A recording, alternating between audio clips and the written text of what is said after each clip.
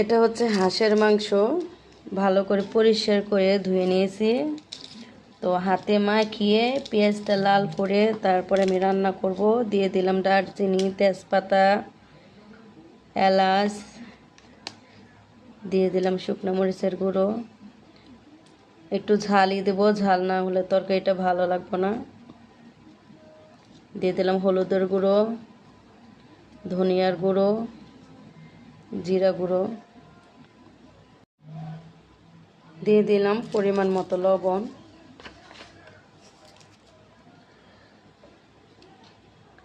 দিয়ে দিলাম আদা রসুন বাটা। এখন আমি ভালো করে হাতে মাখিয়ে নেব।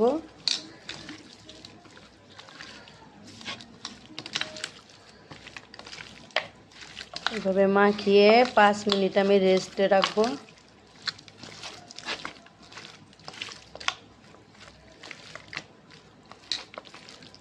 হাতে মাখিয়ে রান্না করলে কিন্তু এভাবে মুরগির মাংস, গরুর মাংস সব কিছুই ভালো লাগে। তো আজকে হাঁসের মাংস রান্না করবো এর জন্য।